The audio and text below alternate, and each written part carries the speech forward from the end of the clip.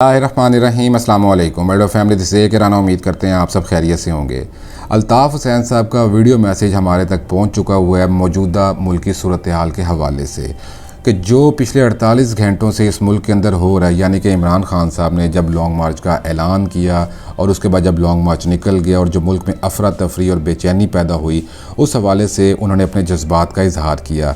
वो video clip आगे चल के हम आपके साथ शेयर करेंगे और जब आप उसको सुनेंगे और देखेंगे तो आप ख़ुद जान जाएंगे कि अल्ताफ़ हुसैन साहब ने फरमाया कि पाकिस्तान के मौजूदा हालात आप मुझसे क्या पूछते हैं।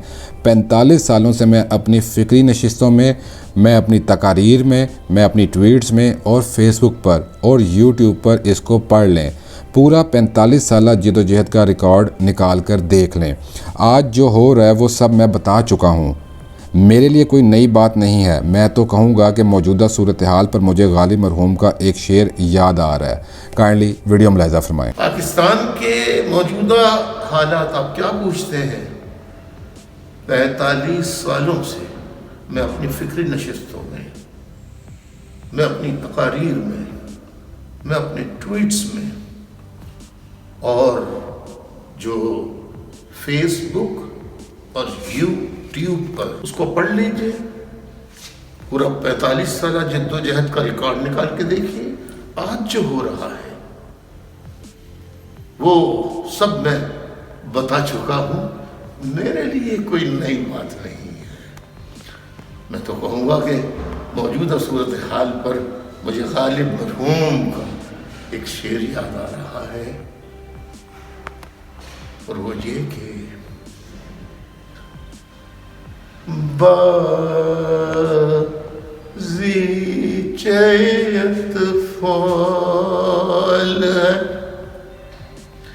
दुनिया मेरे आगे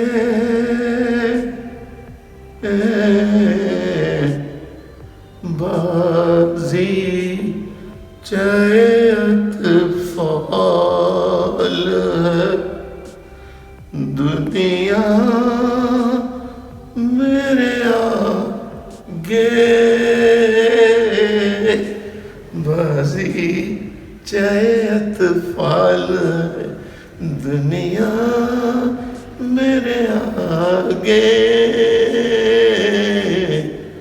होता है शब रोज़ तमाशा मेरे आगे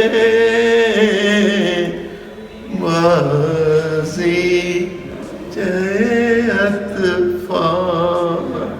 आपने अल्ताफ़ हुसैन साहब की वीडियो सुन ली और उनके जज्बात भी आपने जान लिए हैं। इसके साथ आपको अब ये भी बताते हैं कि मुस्तफ़ा अज़ीज़ाबादी जो कि अल्ताफ़ हुसैन साहब के बिहाफ पे बयान देते हैं, उन्होंने फवाद चौधरी साहब की ट्वीट के जवाब में क्या कहा। लेकिन पहले आपको फवाद चौधरी साहब की ट्वीट बता देते हैं, तभी आप जान सकेंगे और समझ सकेंगे कि मुस्तफ़ा अज़ीज़ाबादी साहब ने क्या कहा। तो चौधरी साहब ने ट्वीट कुछ ये की कि पंजाबियों डट जाओ, इस हुकूमत को पता नहीं कोई माई का लाल पंजाब के जज्बों को नहीं दबा सका। पंजाबियों के जज्बे 5 दरियाओं की ठाठें मारते मौजों से पानी लेकर जवान हुए हैं। बुज़दिलों का ख्याल है कि बंदूकों से पंजाबी डर जाएगा। इस गलती की बड़ी कीमत देना होगी। #इम्पोर्टेड हुकूमत नामंजूर, #हकीकी आज़ादी मार्च। तो ये फवाद चौधरी साहब ने ट्वीट की और इसमें ज़रा गौर कीजिए कि उन्होंने पंजाबी टच दिया।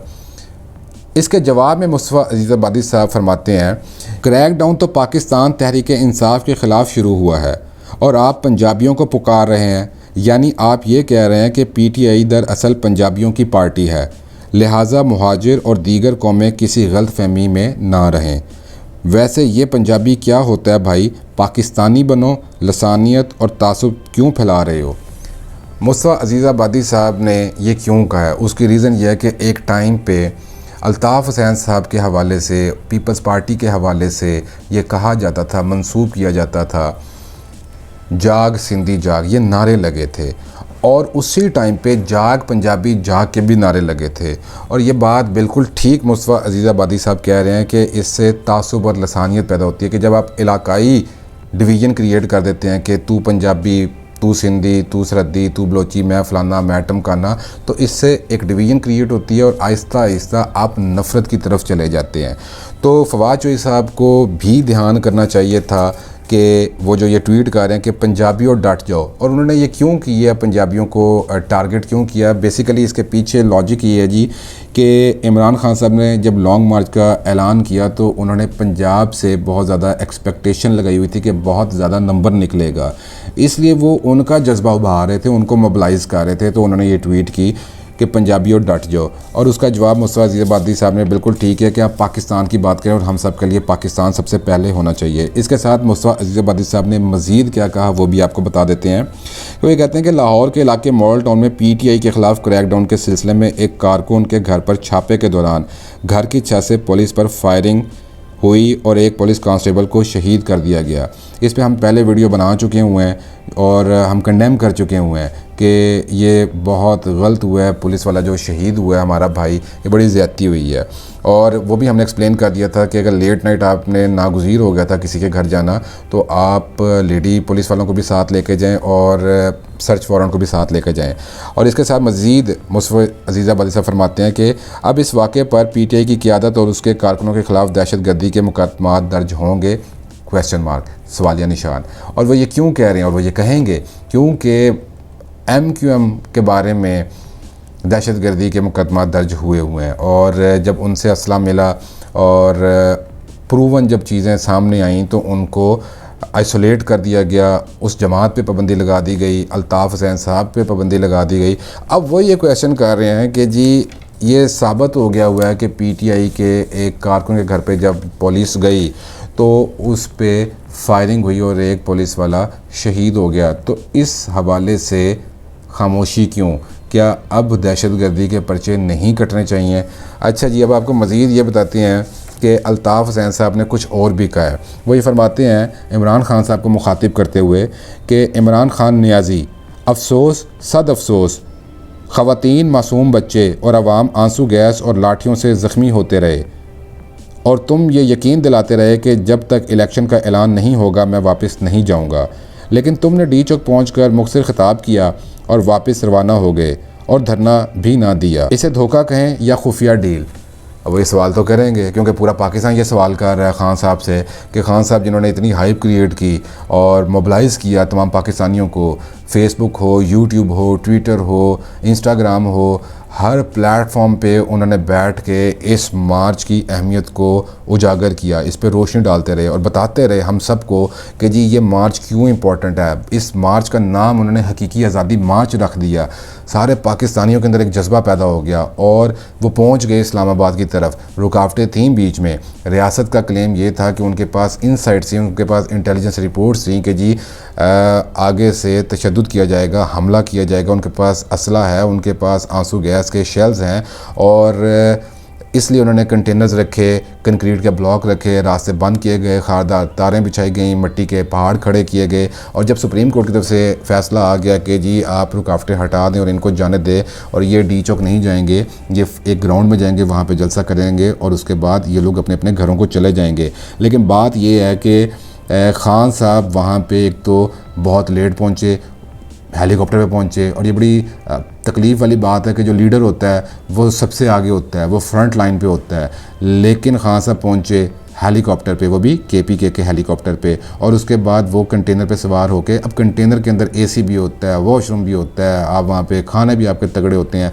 तो जो सर्दी गर्मी सड़क पे कारकुन बर्दाश्त कर रहा है वो आप नहीं करते हैं। और हमारे सामने ये वाली वीडियोज़ भी हैं जिसमें कारकुन जो है वो आपस में बहस मुबासा कर रहे हैं कि हम आगे नहीं जाएंगे, आप गाड़ी में बैठे हुए हैं। आगे भी नहीं जाने दे रहे भाई, आगे नहीं जाने दे रहे।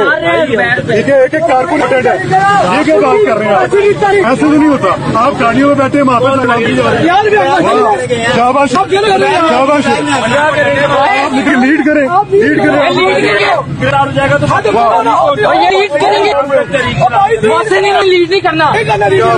तो इसलिए अल्ताफ़ हुसैन साहब ने भी तकलीफ़ का इजहार किया है कि आप वहाँ पे धरना देने के बजाय उठ के चले गए हैं। मतलब वो ये कहना चाह रहे हैं कि आपने पूरी कौम को वहाँ पे ये इकट्ठा किया था कि इलेक्शन की डेट लेके जाएंगे और अब खुद 6 दिन की डेट दे के चले गए हैं और इस पे बहुत ज़्यादा आपने वक्त ज़ाया किया। लोगों की जानें भी अपना कहते हैं स्टेक पे लग गई। 18 जो हैं रेंजर्स हमारे भाई ज़ख्मी हुए, पुलिस वाले भी ज़ख्मी हुए, लोग ज़ख्मी हुए, ख़वातीन ज़ख्मी हुई, बच्चे छोटे छोटे, उनका बुरा हाल, पानी को वो तरस रहे थे। तो रियासती इदारे हों या हमारे बहन भाई, हमारे माँ बाप जो भी हों, वो सारों ने बहुत ज़्यादा तकलीफ़ का सामना किया सिर्फ़ 30 मिनट का ख़िताब सुनने के लिए, और उसमें भी ये जानने के लिए कि 6 दिन के बाद, अगर 6 दिन के अंदर अंदर ये इलेक्शन की डेट नहीं देते तो हम 6 दिन के बाद फिर आएंगे, और उसके बाद वो बनी कला चले जाते हैं। अगर आपको वीडियो पसंद आई है तो लाइक कीजिए, कमेंट कीजिए, शेयर कीजिए, हमें अपने दुआ में याद रखें। अल्लाह हाफ़िज़।